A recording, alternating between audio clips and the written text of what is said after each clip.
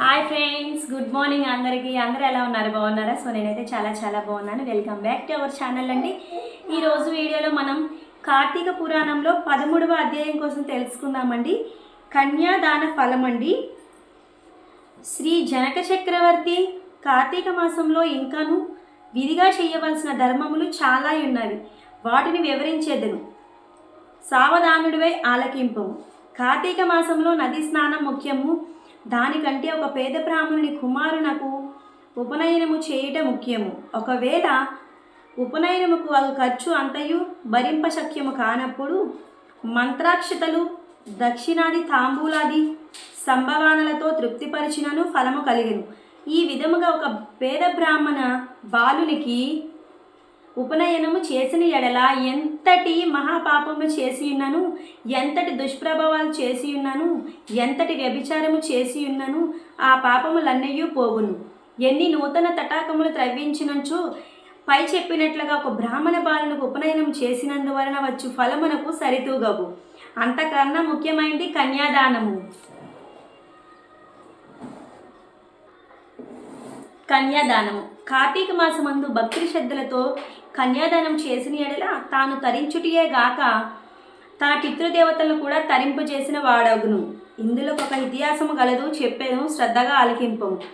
సువీర చరిత్రము. ద్వాపరయుగంలో వంగదేశంలో గొప్ప పరాక్రమవంతుడు సూర్యుడైన సువీరుడైన ఒక రాజు ఉండెను.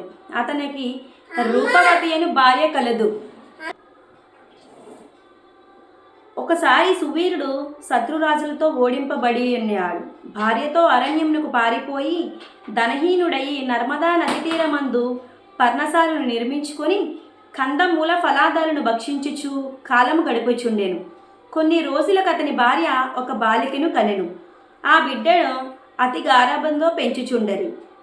క్షత్రియ వంశమందు జన్మించిన ఆ బాలికకు ఆహారాది సదుపాయంలో సరిగ్గా లేకపోయినప్పటికీ శుక్లపక్ష చంద్రుని వలె దినదినాభివృద్ధి నొందుచు అతి గారాభముతో పెరుగుచుండెను. ఆమె చూచువారలకు కనులంపుండగా ముద్దులకు మాటలతో చాలా ముచ్చటగా ఉండెను. దినములు గడిచిన కొలది బాలికకు నిండు యౌవన దశ వచ్చెను.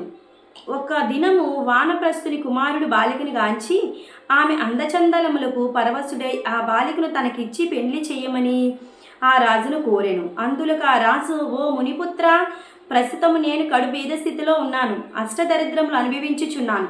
మా కష్టములు తొలగుటకు గాను నాకు కొంత ధనం ఇచ్చిన ఎడల నా కుమార్తెనిచ్చి పెళ్లి చేస్తునని చెప్పగా తన చేతిలో రాగి పైసనాన్ని లేకపోవడిచే బాలికపైనున్న మక్కువతో ఆ మునికుమారుడు నర్మదా తీరమున కుబేరుని గూర్చి ఘోరతపమాచరించా కుబేరుని మెచ్చించి ధనపాత్ర సంపాదించెను.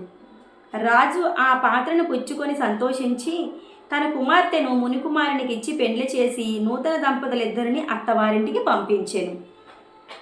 అటులో మునికుమారుడు భార్యని వెంటబెట్టుకుని వెళ్ళి తల్లిదండ్రులను నమస్కరించి అంత వందకు జరిగిన వృత్తాంతమును చెప్పి భార్యతో సుఖం అనుభవించుచుండెను. సువీరుడు మునికుమారుడిచ్చిన ధనపాత్రను తీసుకొని స్వేచ్ఛగా ఖర్చు పెట్టించు భార్యతో సుఖంగా ఉండెను. అటులో కొంతకాలం జరిగిన తర్వాత ఆ రాజు భార్యామణి మరొక బాలిక కలెను. ఆ బిడ్డకు కూడా యుక్త వయసు రాగానే మరలా ఎవరికైనా ధనమునికి అమ్మవచ్చునన్న ఆశతో ఎదురు చూచుచుండెను. ఒకానొక సాధుపొంగవుడు తపతీ నది తీరము నుండి నర్మదా నది తీరమునకు స్నానార్థమై వచ్చుచు దారిలోనున్న సువీరుని కలుసుకొని, ఓయి నీవెవ్వడివి, నీ ముఖము వర్చసూడ, రాజవంశమునందు జన్మించిన వాలివనే ఉన్నావు, నీవి అరణ్యయందు భార్య బిడ్డలతో వసించుటకు కారణమేమి అని ప్రశ్నించగా సువీరుడు, మహానుభావ, నేను వంగదేశము నేలుచుండేడి సువీరుడి రాజును, నా రాజ్యమును శత్రులు ఆక్రమించుటచే భార్య సమేతముగా నీ అడవిలో నివసించుచున్నాను. దరిద్రము కంటే కష్టమేదియూ లేదు, పుత్రశోకము కంటే గొప్ప దుఃఖము లేదు, అటులనే భార్య వియోగము కంటే గొప్ప సంతాపం మరొకటి లేదు. అందుచే రాజ్యభ్రష్టుడనియునందున ఈ కారడవిలోనే సకుటుంబంగా బ్రతుకుచున్నాను. నాకు 2 కుమార్తెలు. అందు మొదటి కుమార్తెను ఒక మునిపిత్రునికిచ్చి వాని వద్ద కొంత ధనం పుచ్చుకొంటివి. దానితోనే ఇంతవరకు కాలక్షేపము చేయుచున్నాను అని చెప్పగా, ఓ రాజా, నీవు ఎంతటి దరిద్రుడైనను ధర్మసూక్ష్మములు ఆలోచింపక కన్యన్యము కొంటివి. కన్యా విక్రయము మహాపాతకములతో నొకటి కన్యను విక్రయించిన వారు అసిపత్రవనమును నరకం అనుభవింతురు. ఆ ద్రవ్యంతో దేవముని పితృదేవత ప్రీత్యర్థ్యమే వ్రతము చేసినారు వారు నశింతురు. అదియనుగాక కన్యా విక్రయం చేసిన వారికి పితృదేవతలు పుత్ర సంతతి కలగకుండా శపింతురు. అటులనే కన్యను ధనమిచ్చి కొని పెండ్లాడిని వారు చేయి గృహస్థ ధర్మములు వర్ధ్యమౌటికే గాక అతడు మహానరకం అనుభవించెను. కన్య విక్రయము చేసిన వారికి ఎట్టి ప్రాయశ్చిత్తము లేదని పెద్దలు వక్కానించితివి ఉన్నారు. కావున రాబోయే కార్తీక మాసమున నీ రెండవ కుమార్తెను నీ శక్తి కొలది బంగారు ఆభరణములతో అలంకరించి సదాచార సంపన్నునకు ధర్మబుద్ధి గలవానికి కన్యాదానము చేయుము. అటులు చేసిన ఎడల గంగ స్నానం ఉనరించిన ఫలము అశ్వమేధ యాగము చేసిన ఫలము పొందుటియే కాక మొదటి కన్యను అమ్మిన దాని పాపఫలము కూడా తొలగిపోవును అని రాజునకు హితోపదేశము చేయగా అందుకు రాజు చిరునవ్వు నవ్వి, ఓ మునివర్య, దేహ సుఖము కంటే దాన ధర్మముల వలన వచ్చిన ఫలము ఎక్కువ. తాను బ్రతుకుకుండగా భార్య బిడ్డలతోనూ సిరి సంపదలతోనూ సుఖముగా ఉండగా చనిపోయిన తర్వాత వచ్చేది ఏదో మోక్షము కొరకు ప్రస్తుతమున్న అవకాశమును చేతులారా జారవిడవమంటారా? ధనము బంగారము కలవారే ప్రస్తుతం లోకంలో రాణింపగలారని ముక్కు మూసుకొని నోరు మూసుకొని బక్క చిక్కి శల్యమై ఉన్న వారిని లోకము గుర్తిస్తుందా, గౌరవిస్తుందా? ఐహిక సుఖములే గొప్ప సుఖమును కాన నా రెండవ కుమార్తెను కూడా నేను నేవగడినంత ధనము ఎవరిస్తారో వారికే ఇచ్చి పెండ్లు చేయుదునని కన్యాదానం మాత్రం చేయను అని నిక్కచ్చిగా నుడివెను. ఆ మాటలకు సన్యాసి ఆశ్చర్యపడి తన దారిని తాను వెడిలిపోయెను. మరికొన్ని దినములకు సువీరుడు మరణించెను. వెంటనే యమభటులు వచ్చి వానిని తీసుకొని పోయి యమలోకంలో అసిపత్రవనమను నరకభాగమున పడివేసి అనేక విధములుగా భావించింది.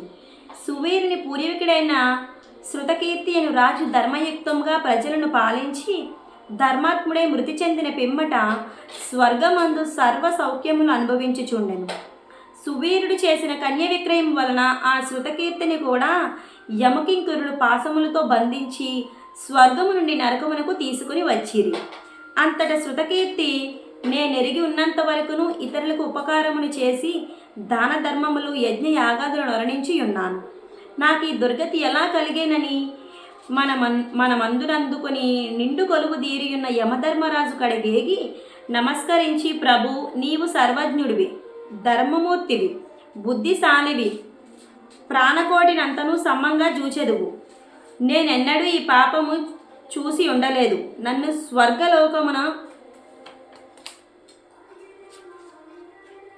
స్వర్గంలోకము నుండి నరకమునకు దోట్టుకొని వచ్చుటకు కారణమేమి? సెలవిండు అని ప్రాధేయపడెను. అంత యమధర్మరాజు శృతకీర్తిని గాంచి, శృతకీర్తి, నీవు న్యాయమూర్తివి, ధర్మజ్ఞుడివి, నీవెటువంటి దురాచారమును చేసి ఉండలేదు. అయిననేమి నీ వంశీయుడగు సువీరుడు తన జ్యేష్ఠపుత్రికను ధనమును కాశించి అమ్ముకెనను. కన్యను అమ్ముకునే వారి పూర్వీకులు ఇటు 3 తరముల వారు అటు 3 తరముల వారు వారంతటి పుణ్యపురుషులైనను నరక అనుభవించుటయే కాక నీచ జన్మ లెత్తవలసి ఉండెను. నీవు పుణ్యాత్ముడు అనియు ధర్మాత్ముడు అనియు నేను ఎరుగుదునుగాన నీకొక ఉపాయము చెప్పెదను. నీ వంశీయుడికి సువీరునకు మరి ఒక కుమార్తె కలదు. ఆమె నర్మదా నది తీరాన తన తల్లి వద్ద పెరుగుచున్నది. నా ఆశీర్వాదం వలన నీవు మానవ శరీరము దాల్చి అచటికి పోయి ఆ కన్య వేదపండితుడి అను శీలవంతుడగును ఒక విప్రునకి కార్తీక మాసం సాలకృతంగా కన్యాదానము చేయించుచు అటులో చేసిన ఎడల నీవు నీ పూర్వీకులు సువీరుడు మీ పిత్రగుణములు కూడా స్వర్గలోకమున కేగుదురు. కార్తీక మాసంలో సాలంకృత కన్యాదానము చేసినవాడు మహాపుణ్యాత్ముడగును. పుత్రిక సంతానం లేనివారు తమ ద్రవ్యములతో కన్యాదానం చేసినను లేక విధి విధానముగా ఆబోతునకు వివాహం వచ్చినను కన్యదాన ఫలమబ్బును. కనుక నీవు వెంటనే భూలోకలము కేగి నేను తెలిపినట్లు చేసితివేని. ఆ ధర్మకార్యముల వలన నీ పితృగుణము తరింతురు. పోయి రమ్మని పలికెను. శృతకీర్తి యమునకు నమస్కరించి సెలవు తీసుకొని నర్మదా తీరమున ఒక పర్ణ కుటీరంలో నివసించుచున్న సువీరుని భార్యను కుమార్తెను చూచి సంతోషపడి ఆమెతో యావత్తు విషయములు వివరించి కార్తీక మాసమున సువీరుని రెండవ కుమార్తెను సాలంకృత కన్యాదాన పూర్వకముగా చతుర్వేదములు చదివిన ఒక బ్రాహ్మణ యువకునికి కిచ్చి అతి వైభవముగా వివాహము చేసెను. అటుల కన్యాదానము చేయుటి వలన సువీరుడు కూడా పాప విముక్తుడై స్వర్గలోకములోనున్న పితృదేవతలను కలిసెకొనను. కన్యాదానం వలన మహాపాపలు కూడా నాశమగును. వివాహ విషయంలో వారికి మాట సహాయం చేసినను పుణ్యము కలుగను. కార్తీక మాసమున కన్యాదానం చేయవలనని దీక్ష భూని ఆచరించిన వాడు విష్ణు సాన్నిధ్యము పొందెను. శక్తి కలిగి ఉండి ఉదాసీనత చూపేవాడు శాశ్వత నరకము కేగను.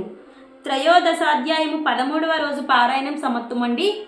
మరి నెక్స్ట్ 14వ అధ్యాయంతో మీ ముందుకు వస్తాను. ఇక ఫస్ట్ టైం కనుక నా వీడియో చూసినట్లయితే లైక్ చేయడం మర్చిపోవద్దు. అలానే ఛానల్ని సబ్స్క్రైబ్ చేసుకోండి.